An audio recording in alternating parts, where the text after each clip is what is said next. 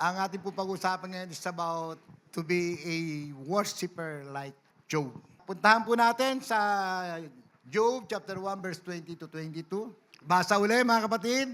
At this Job got up and tore his robe and shaved his head. Then he fell to the ground in worship and said, Naked I came from my mother's womb, and naked I will depart. The Lord gave, the Lord has taken away. May the name of the Lord be praised. In all this, Job did not sin by charging God with wrongdoing.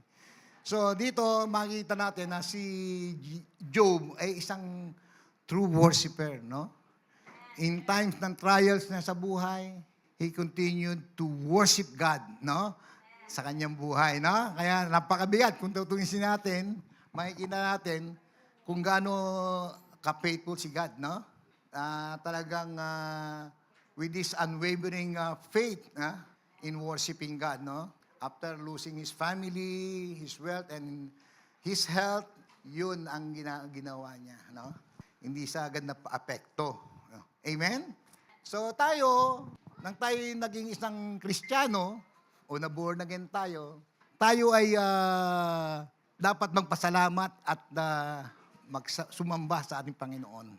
At dapat tayo maging isang true worshiper, no?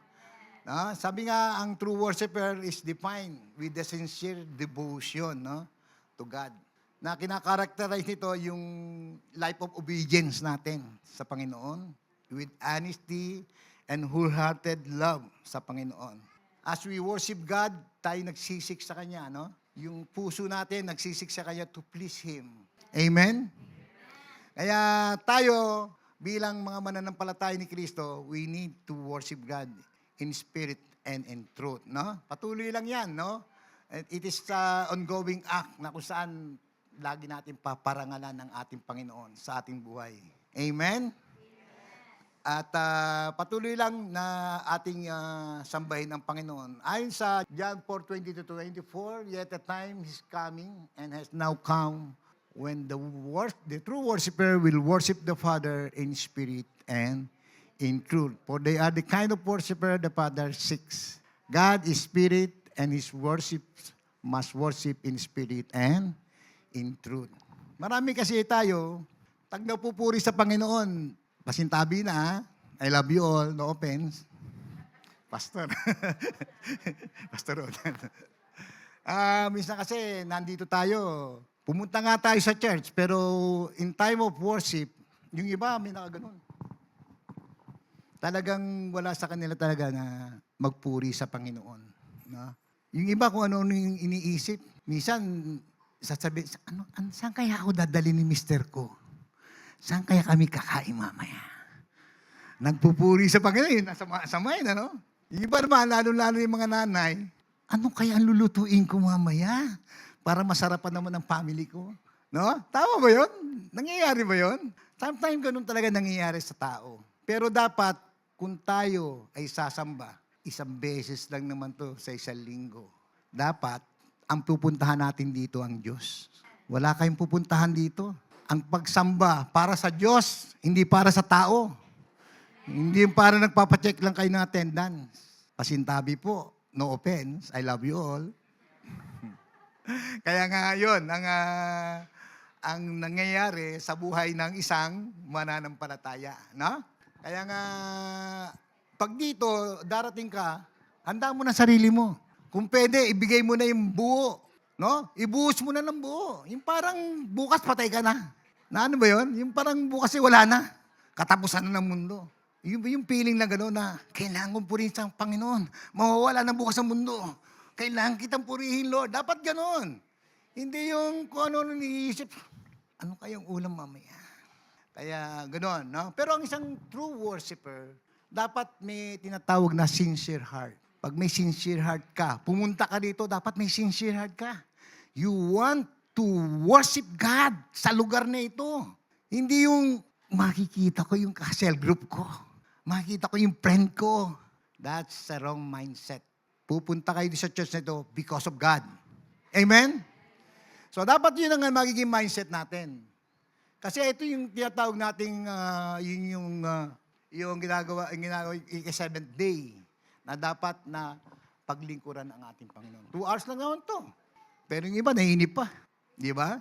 At ang tinatawag na true worshiper, dapat may pag-ibig at pagsamba sa Diyos, no? In spirit and in truth. At nagde-demonstrate siya ng obedience sa Panginoon. So kung mahal mo ang Panginoon, dapat obedience ka sa Kanya. So anong gusto ni Lord? Sambahin siya. Sa linggong to, dapat binigay na natin ng buo ang ating sarili sa Kanya. Worship the Lord with all your heart, with all your mind. Kasi kung pupunta ka dito, sasayangin mo yun, sayang lang. Di ba? Sayang. Kung pupunta ka dito, buo dapat ang loob mo, Lord, sasambahin kita, Lord. Pasasalamatan kita, Lord, for the whole week na ginawa mo sa aming buhay. Salamat, Lord. Yun sapat ang mindset ng isang tunay na sumasamba sa ating Panginoon, O God? At dapat makikita rin dito as a true worshiper, yung lifestyle of holiness. No, dapat may kabanalan, no? Amen. So, furthermore, yung true worshiper, patindi yung pananampalataya nito. At kilala niya ang kanyang Diyos. Dapat kilala niya kung sino yung creator niya. Baka hindi niyo pa kilala ang creator natin. Joke. So, as we continue to worship God, doon tayo, unti-unti, babaguhin ni Lord, no? Unti-unti gagawin tayong tunay na nag-worship sa Kanya, no? Dapat kasi we will worship God for who He is. At nakapokus ka lang sa Kanya. At yung kung ano ang gagawin ng Lord para sa buhay mo. It is personal, no? Hindi pwede dito personal to. Dapat dinudulog mo sa ating Panginoon. Amen? Ayon nga sa Psalm chapter 63 verse 4, so I will praise you as long as I live. Your name I will lift up my hands. Natatandaan ko, nung bago-bago pa ako sabi ko, ba't ang kataasan mga kamay nito? Ganun ako. Nahiya-hiya pa ako. Ibig sabihin, wala sa focus kay Lord, no? Ganun talaga ako. Pero nung ako'y nakikinig ng mga pagpupuri, may narinig ako na yung higher and higher. Anong kanta yun? Higher and higher. Higher and higher. Sabi ko, kailangan palitas talaga ang kamay natin. So as we worship God, huwag ka mahiya. Taas mo yung kamay mo. It is a kind of worship na may taas ang ating kamay. No? Amen. At yung sa Psalm 102, binabanggit ito as worship the Lord, dapat with gladness. Come before Him with joyful song. So with gladness. Yung iba dito, dala-dala ata yung problema galing sa bahay. Pagdating dito, lukot na yung mukha. Nagpipray agad. Nagpupuri sa Lord, nagpipray agad. Umiiyak pa. Dapat, pag oras ng pagpupuri, pagsamba kay Lord, worship the Lord with gladness. Masaya ka. Dahil nandyan siya. No? Narito ang Panginoon. Dapat ikagalak mo. Di ba? Ang iba, nakasimangot. Sino nakasimangot dito? Tingnan nga natin. So, yun. Pero uso ng Lord, we must worship Him with gladness. Amen? So, ang mga bagay nito na dapat nating malaman, no? Pero tayo, may mga, may mga bagay na dapat nating alamin, no? As we worship God, may mga benepisyo to, no? May mga benefits na dapat nating maintindihan at dapat din natin malaman. So, what are the benefits to be a true worshiper? Sabi yan, number 1, when you're true worshiper, you will overcome trials. Yung iba, kala pag nag-born again na, kala nila, pre na sila sa trial. Pero hindi. Tandaan nyo, ang trials, consider it opportunity for us to be changed. No? Kasi ito yung magpapabago sa ating buhay. Yung mga pagsubok na dumarating sa ating buhay. And you are a worshiper, mo-overcome natin lahat ito. Kapag sa nangyari kay Job. Next slide, kay Job, yung trial niya, yung una, he lost of her possession. Yung ninakaw. Ninakaw sa kanya. Tingnan natin sa Job chapter 1 verse 14 to 17. Next page. Sabi diyan, a messenger came to Job and said, the oxen were plowing and the donkeys were grazing nearby. And the Sabians attacked and made off with them. They put the servants to the sword, and I am the only one who has escaped to tell you, sabi nung nagsabi kay Job. So yung Sabian na yan, yung mga North Arabian yan eh, sa norte, mga taga-norte yan, na kinuha, no? Yung kabuhayan ni Job, no? At pangalawa, he lost his children. Sino nakabasa noon? In Job chapter 1 verse 18 to 19, sige, ipas mo na yan, just 18 to 18, next. While he was still speaking, yet another message came and said, your son and daughters were feasting and drinking wine at the oldest brother's house, when suddenly a mighty wind swept in from the desert and struck the four corners of the house. So ano nangyari? It collapsed on them and they are dead. So namatay. No? Tinding trials yan. Namatay ang kanyang mga anak. Ano?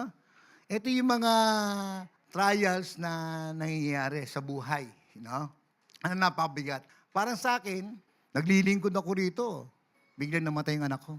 Bata pa. May pamilya na siya, pero bilang servant of God, una, bigla lang ako, pero masakit. Pero and I believe, yung pinuntahan ng anak ko, alam ko na. Kasi dati siyang ano rito eh. And we are forever saved. No? Kasi lagi siya nag-abroad eh. Doon niya nakuha yung sakit. Na ano siya, na atake. Kaya parang naintindihan ko rin yung nararamdaman ni Job. But I continue to praise and to serve God. Alam niyo, noong mga araw na yun, 3 days ko lang ano yung anak ko, pinaglamayan. Pero yung mga dumating doon, sabi, ba't wala ka? Hindi naman, may nakalaga kang anak ko, but I continue to serve God. Nag-e-NLIC ako. Dahil commitment ko yun eh. Pero may patay sa bahay. Kaya yun, makikita mo yung kala ko, pinabayaan ako nila. God is good. No? And then, yung nangyari kay Job, yung pangatlong trials ni Job, yung kanyang health. Makita natin sa 2:9 yan, sa Job 2:5, na sinabi nga ni Satanas, pinakalim ng Satanas si Job eh. Sabi niya, kung magkakaroon ng sakit yan, isusumpa ka niyan, sabi kay God. Pero nagkamali siya. Kahit tinubuan ng kung ano nung sakit si Job or tinubuan ng parang pigsa, ha? Mula ulo hanggang paa, grabe, kahirap nun. But Job still remained faithful to God. At basahin natin sa Job 1, chapter 1, verse 14 to 15. Sige, wait, nakabalik lang yan. Nagluloko siya po yung laptop. Nagluloko. 1:18 to 19. So, yun. Si Job, kahit matindi yung pinagdaan ng trial sa buhay, he continue to worship our living God. Kayo, baka mamaya, sumakit lang ang paa nyo, hindi na kayo nagseserve kay Lord, hindi na kayo pupunta sa church. Masakit ang paa ko. Nauntog lang eh. Naglagay na, hindi ako makaka-church, sis. Masakit lang ulo ko. Parang gano'n, no? Kaya dapat tayo continue to worship our God. So, pangalawang mga benefits diyan, when you are a true worshiper, you will overcome the works of the enemy. So, marami tayong kalaban. As a Christian, sabi nga sa John 4:4, you, dear children, are from God and have overcome them because the one who is in you is greater than the one who is in this world. So, may makapangyarihan, no? Ma-overcome natin yung mga pagsubok sa ating buhay. As we continue to be a worshiper of God. A true worshiper, hindi basta nagwo-worship ka lang. True worshiper talaga, na kung with all your heart, with all your mind, ginagamit mo to worship God. At anuman dumating na pagsubok, tiyak na tiyak nandiyan si Lord. You will never leave us nor forsake us. So, dito, nagre-reflect dito na yung assurance that God, through His Holy Spirit, yung believers niya magkakaroon talaga ng power, no? Than every evil sa lahat ng mga oposisyon na dumarating sa kanyang buhay. So, let's encourage one another. Hindi dapat tayo natatakot, no? Sa mga challenges sa ating buhay. Amen? Satan, sabi nga, may divine power tayo at ito is greater than any of the forces of evil. So dito, makikita natin dito yung yung pagsubok na hindi natin makayanan, pero nandiyan lang siya, no? Nandiyan ang Panginoon, no? Kaya sabi nga niya sa John 16:33, I have told you these things so that in me you may have peace in this world. You will have trouble, no? Sinisigurado ni Lord, you will have trouble. But take heart, I have overcome the world. So nandito si Lord. Pinag-anuhan niya, pinagtagumpayan niya na lahat. Nagkatawan tao siya. Pinaano niya, no? Na-experience niya na yung mga lahat ng bagay. Kaya sabi nga ni Lord, huwag ka mangamba. Why worry? Ang problema kasi sa atin, konting problema, pag binigyan ng iba ng mga suggestion, hindi mo naman kasi nararanasan yung nararanasan ko eh. Di ba? May ganyan eh.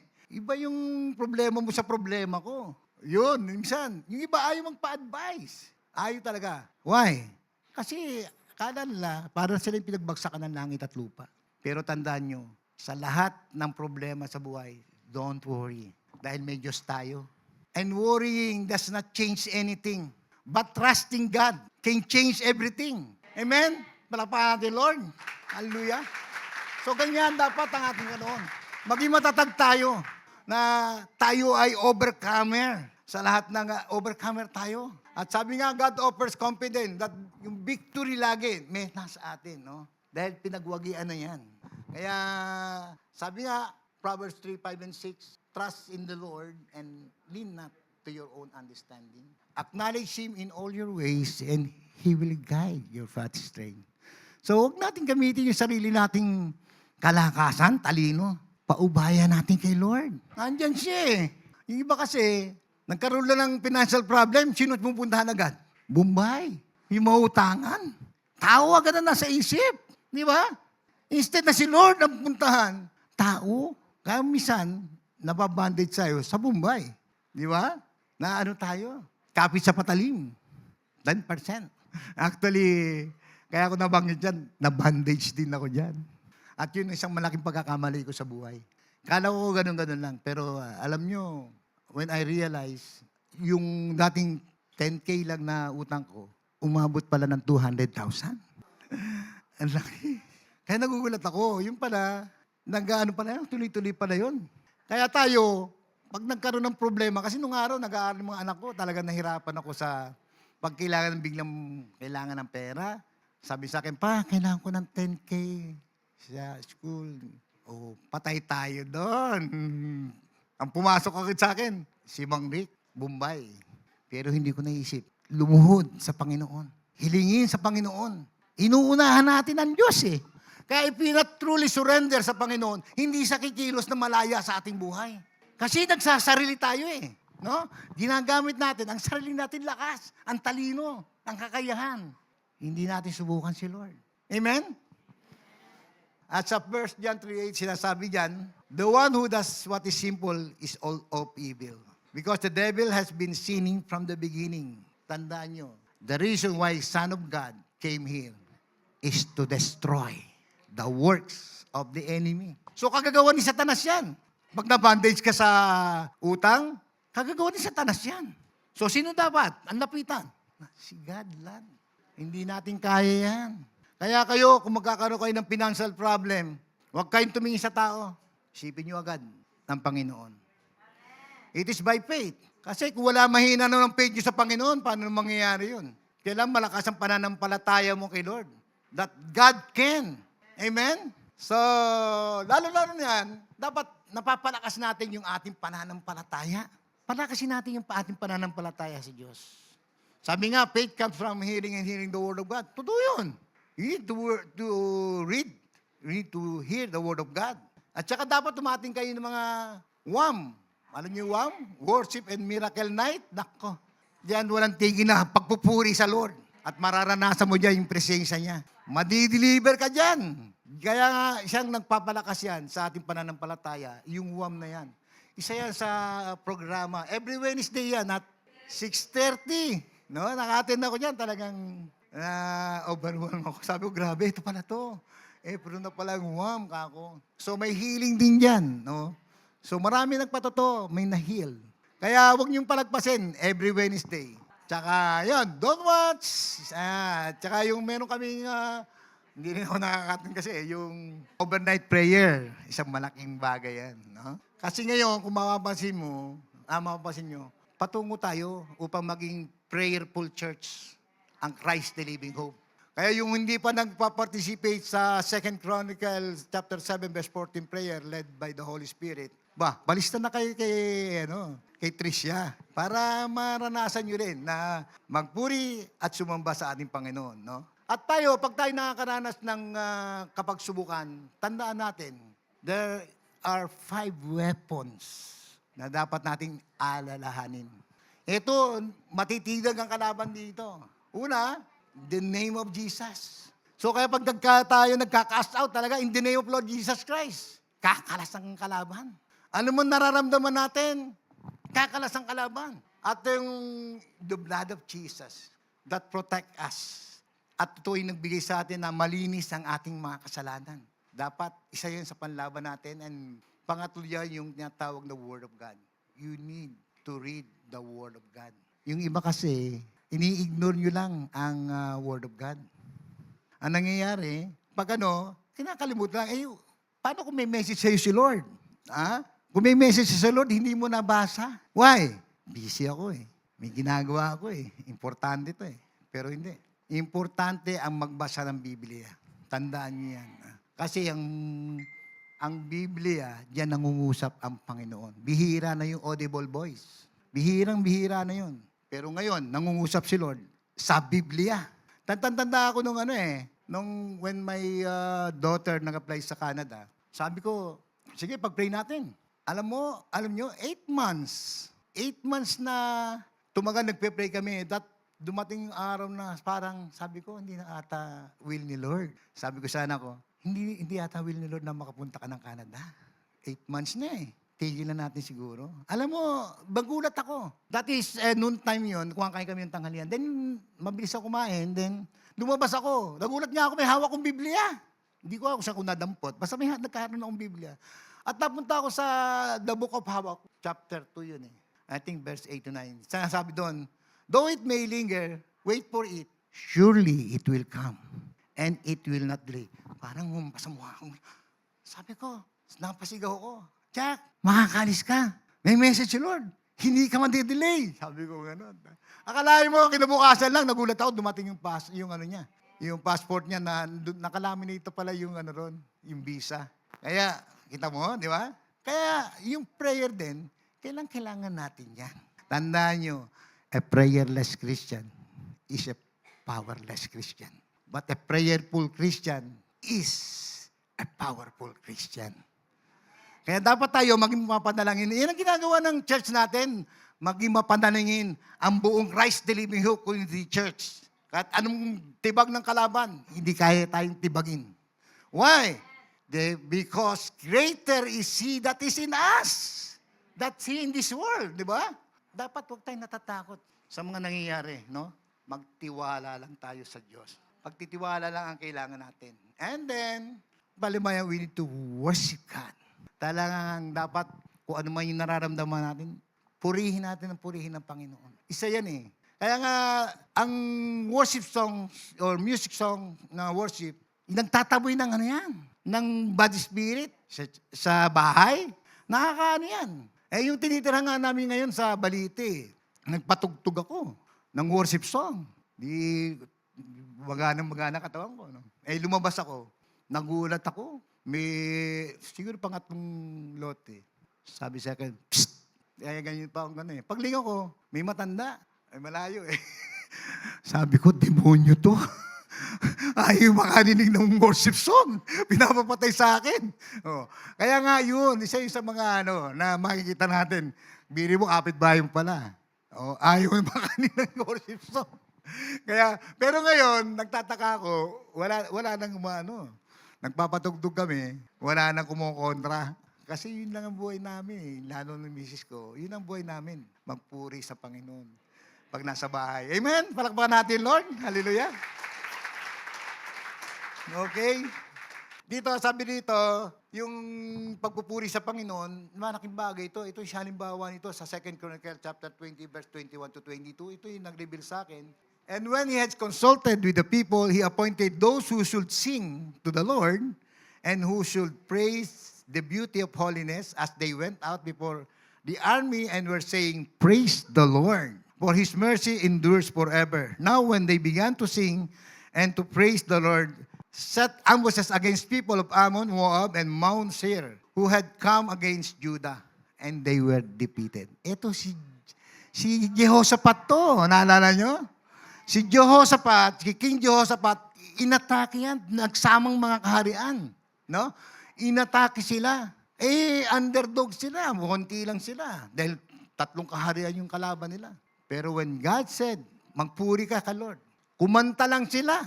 Nagpuri lang sila. Kinabukasan, pagising nila, ano nangyari? Nakatumba lahat yung kalaban nila. Nagkaroon ng confusion. Sila ang nag-away. Sila ang nagpatayan. Hindi, no? Kaya yung worship, panlaban natin yan. Sa kalaban. Kaya nga kung sino man ang umahad lang sa atin, papuri lang tayo lang kay Lord. Patuloy lang natin purihin ang ating Panginoong Diyos.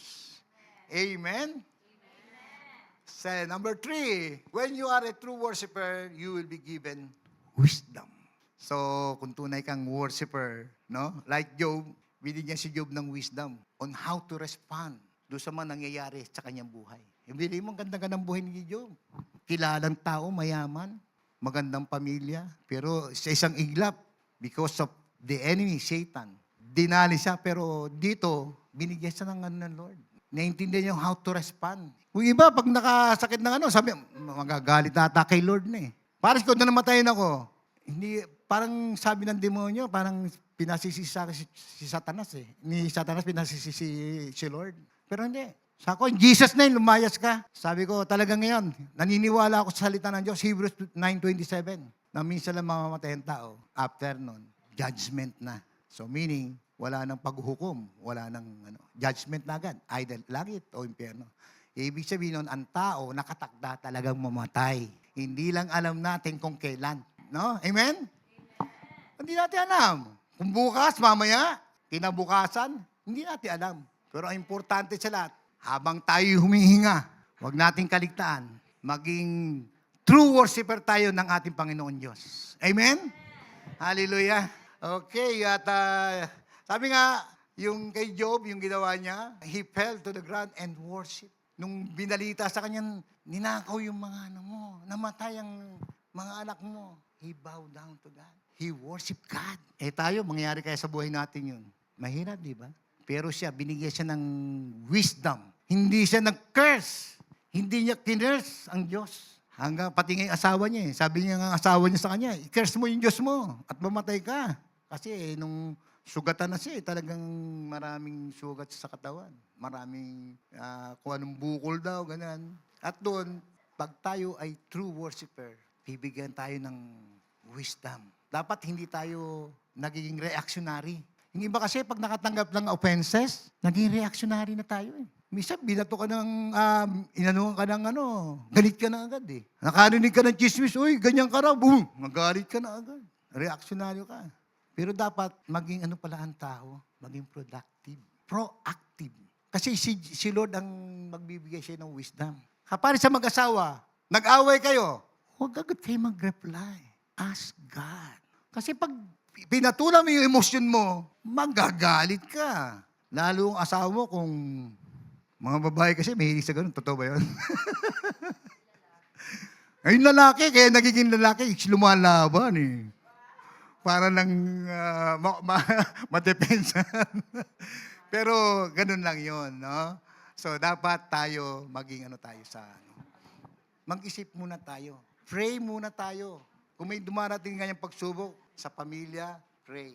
Huwag agad tayong mag-judge. Huwag agad nating i-judge sa yung tao. Kaya sinasabi nga sa Biblia, it is not flesh and blood ang kalaban natin. It is the spirit within sa asawa mo. Pero huwag mo na sabihin, lumayas ka Satanas. Huwag mo sasabihin sa asawa mo yun. Sampaling ano ako, Satanas? Hindi. I-rebuke mo yun. Yung spirit doon sa asawa mo. Kaya dapat yan, si Lord ang magbibigay sa'yo ng kaalaman wisdom Unti-unti yan As you being a true worshiper, Pagaganda ni Lord yung mga judgment mo. Hindi ka na agad nagagalitin, kaparis ko. Na pag, butok agad. Pero God is good. Dahil unti-unti tayong babaguhin ni Lord. No? Tandaan niyo yan. Kayo, huwag agad kayong magre-react. Pray first. Kasi diyan nag-umpisa ang away sa pamilya. At ito, as we worship God, siya yung nagbibigay ng solusyon. Siya ang nagbibigay ng solusyon. Hindi kayo. Siya. Hindi tayo. Siya yung magbibigay ng solusyon. Kung anumang problema meron tayo sa ngayon. Pero paano kayo bibigyan ng solusyon kung hindi naman kayo nakipag-intimate sa Kanya? Dapat lagi kayo nagpe-pray. Lagi niyong kakausapin si Lord. Kasi minsan ang nangyayari, nagpe-pray tayo, yung sarili ang agenda ang binabato natin. Hindi yung agenda na Lord para sa ating buhay. Baligtad eh. Lord, bigyan mo, ingatan mo, wala eh. Pero kung pinipray natin, which is the will of God sa kanyang buhay o sa ating buhay, yan, wisdom will come. Na? Amen? Palakpan natin uli ang Panginoon. Hallelujah.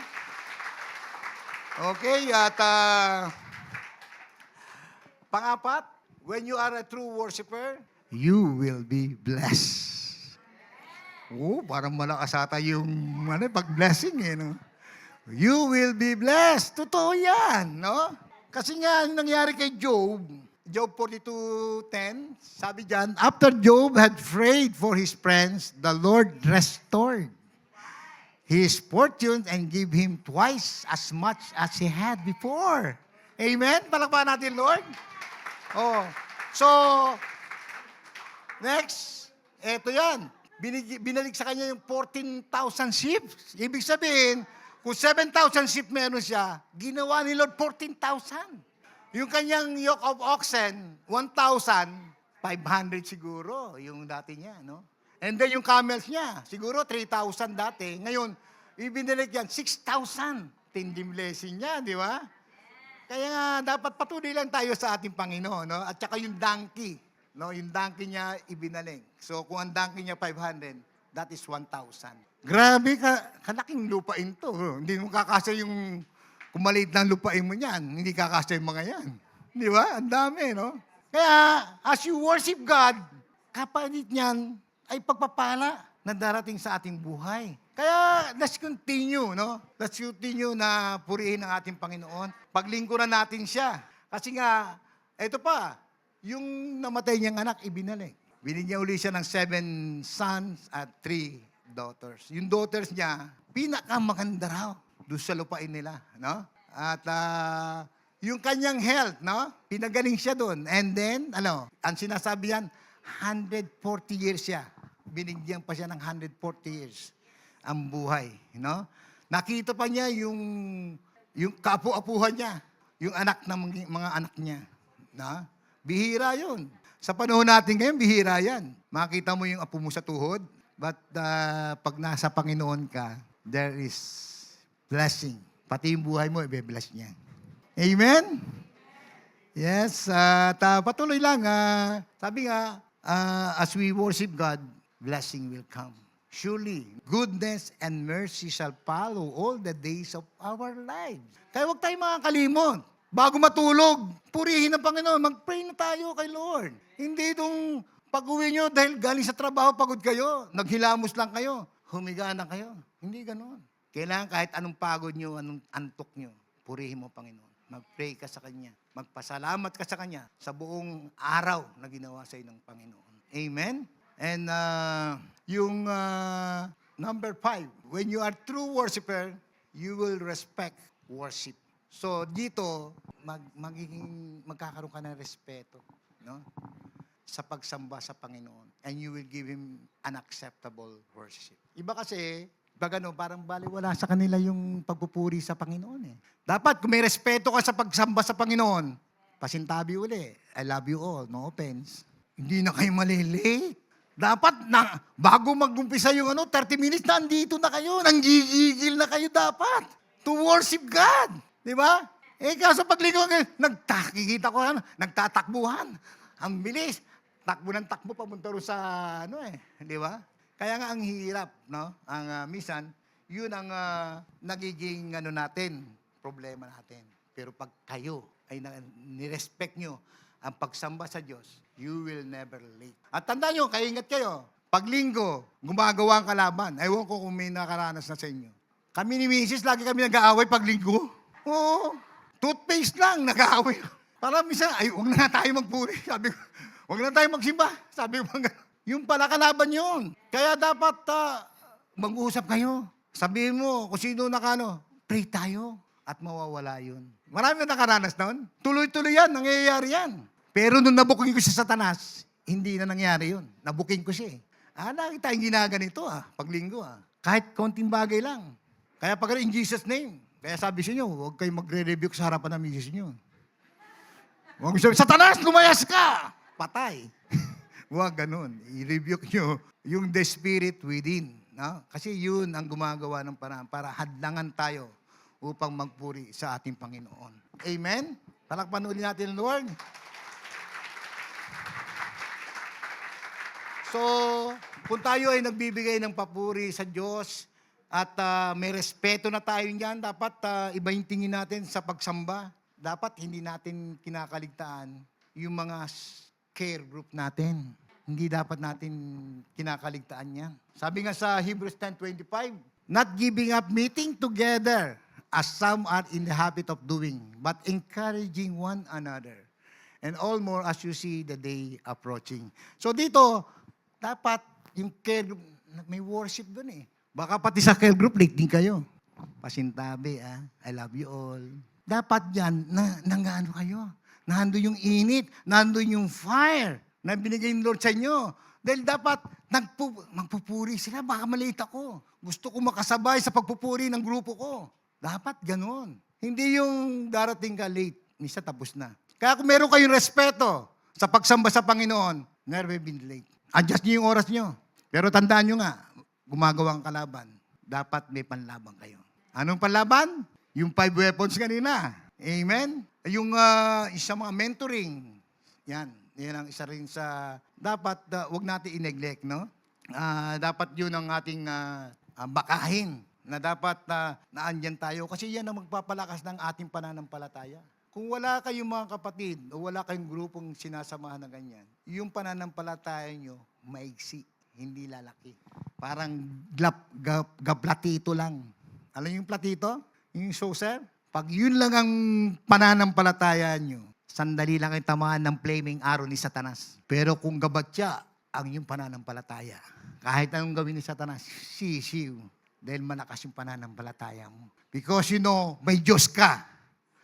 Because you know, makapangyarihan ng Diyos mo kaysa Satanas. Kaya hindi ka dapat nag-aalala. Kaya tayo, dapat lang palakasin din natin ang ating pananampalataya, no? At yung respeto nga, dapat ibalik natin. Ibalik natin, dapat pag may papuri sa Lord, umattend tayo. So, yung mga activity na kailangan na mapapurihan ng Diyos, atin na natin. Huwag nating panghinayangan. It is not for you. Para kay Lord yun. Sabi nga, may kasabihan na nasasabi na, it is not what God can do for you. It is what you can do to our God. Kasi given na yan eh. Given na yung bibigay sa atin ni Lord. Nandiyan na lahat ng mga pangako niya eh. Pero hindi may release ang pangakong yan unless hindi kayo sumusunod sa Kanya. So, obedience is the key in order for us to prosper in life. Kasi may plano na si Lord eh. Pero ba't nandito pa rin tayo? Diba? I praise God na prayer din. Ngayon nga, may bahay kami sa Baliti. Pag nakita yung bahay doon sa Baliti, medyo hindi naman kalaki, maliit lang. Pero yon alam ko bigay ni Lord. Kasi pinagpe-pray ko kay Lord eh. Pero yon pinagkaloob ng anak ko. At nagpagawa sila ng bahay sa side. Yung pinagawa nila, 2 bedrooms na Pero parang siya, parang kubo nating. Pero di aircon siya. Kaya nga, I praise God. Kaya patuloy lang, no? Dahil na ang Panginoon, kung matututo tayong isuko ang ating buhay sa Kanya, God can move freely. Pero kung yung surrender nyo, kapira-piraso lang, paano ibubuhos ni Lord yung pagpapala na intended for you? Kung barya-barya lang yung binibigay mong pagsuko sa Kanya. Meaning, unti-unti, ibang areas lang ng buhay mo. Ang gusto ni Lord, total surrender. So, yan ang inaano ng ating Panginoon. At sabi nga, Romans 12:2, sabi diyan, do not conform to the pattern of this world, but be transformed by renewing of your mind. Then you will be able to test and approve that what God's will is, pleasing and perfect will. So dapat hindi tayo sa takbo ng mundong ito. Kasi tayo pag tayo'y tunay na nagiging worshiper talaga ni Lord, yung true worshiper of God, mawawala na yung appetite natin sa mga secular songs. Baka sa inyo, nagsa-secular song pa, di ba? Pero pag kayo talaga nagpupuri kay Lord, tunay kayong mananampalataya ni Kristo, makakalimutan nyo na. Yung mga nagugulat ako, mga sumisikat na kanta nung araw eh. Yung asere, paano kaya? Wala akong makitang message. Marinig mo, asere, ay nako. Talaga yung kalaban gumagawa ng paraan in order for us, mawala tayo sa focus sa Panginoon. Kaya dapat, kung true worshiper kayo, nakapokus tayo sa awitin para sa Panginoon. Alisin natin yung mga ganong kanta.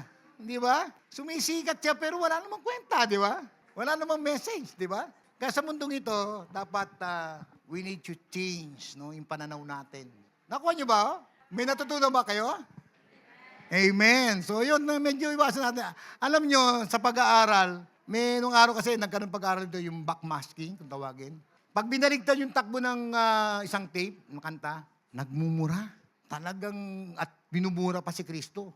Ibig sabihin, kahit anong ganda ng kanta, hindi alam ng composer yun o singer. Pero pag binaligtad mo yung si Satanas ang pinupuri, baligtad. Kaya kaingat kayo sa mga napapakinggan ninyo. Baka mamaya si Satanas na yung pinupuri nyo, hindi nyo alam.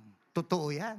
Kaya dapat, as a true Christian, as a true worshiper of God, mawawala na yung appetite nyo sa secular songs. Amen? Okay, palakpakan natin, Lord. At least binigay sa atin yan. Okay, sa ngayon, yung mga secular song, ano bang pinatutugtog ngayon? About love, di ba? About life. Sinasamba kita. Biri mo, ang dapat lang simbahin ang Diyos. Pero sinasamba pati yung Kaya for entertainment, yung mga secular song na yan, no?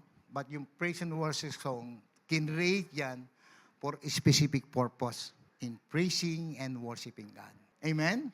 Psalm 11:16, sabi nga, you make known to me the path of life, you will fill me with joy in your presence. So as you worship God, there is joy. Kung malungkot ka, patugtog ka. Patugtog ka lang ng worship song. No?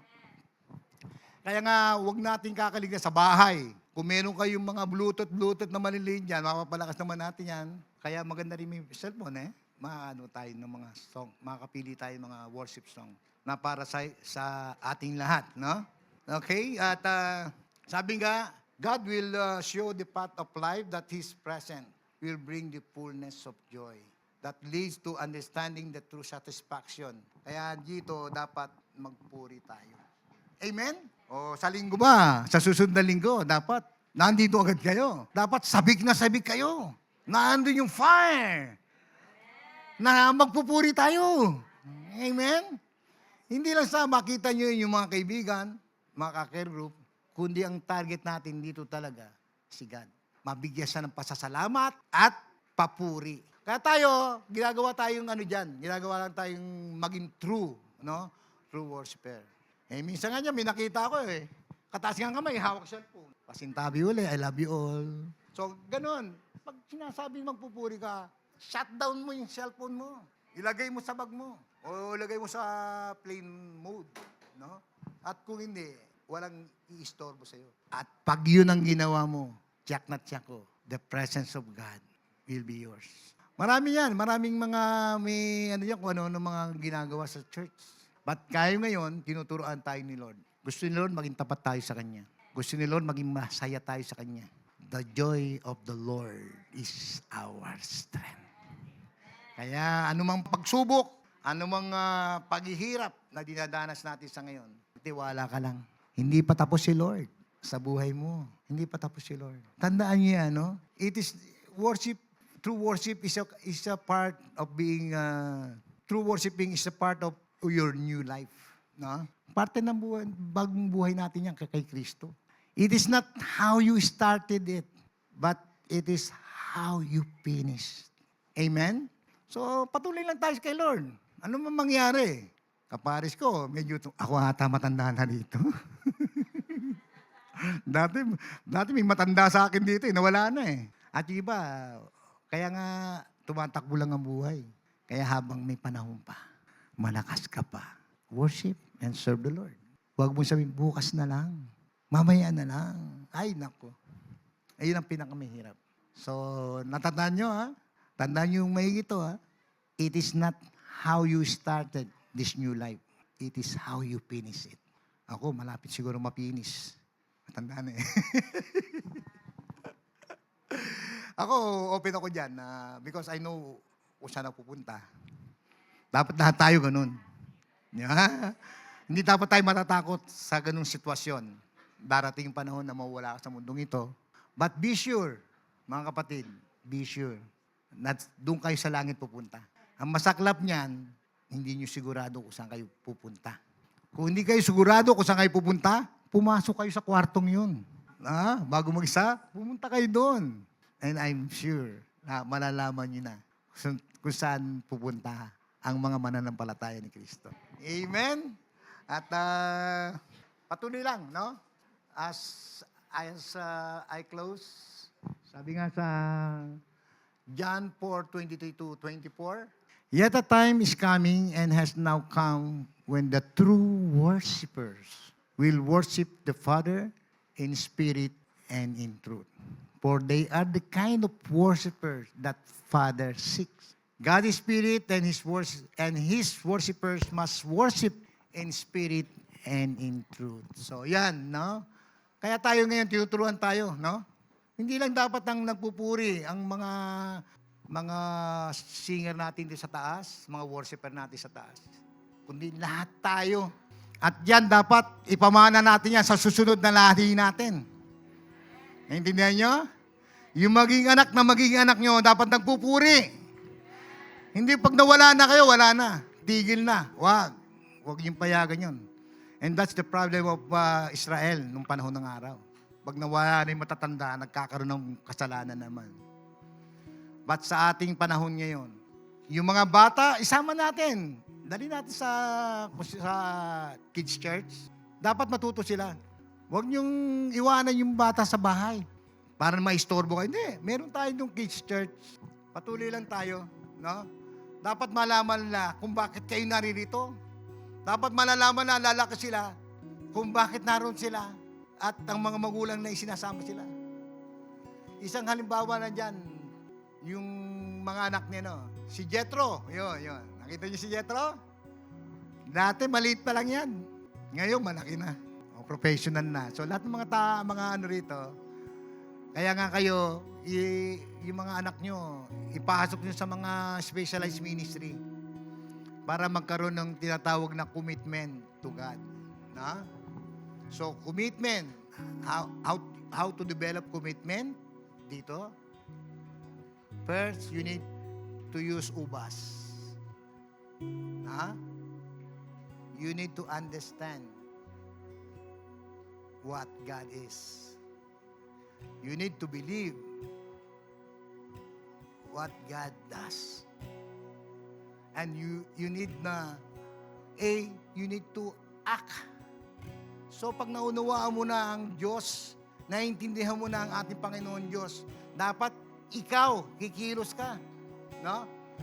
Hindi dapat sarili ninyo ang salvation. Dapat isulong natin upang ang lahat ng Filipino people makatanggap ng kaligtasan. Amen. Palapakan natin, Panginoon. Hallelujah.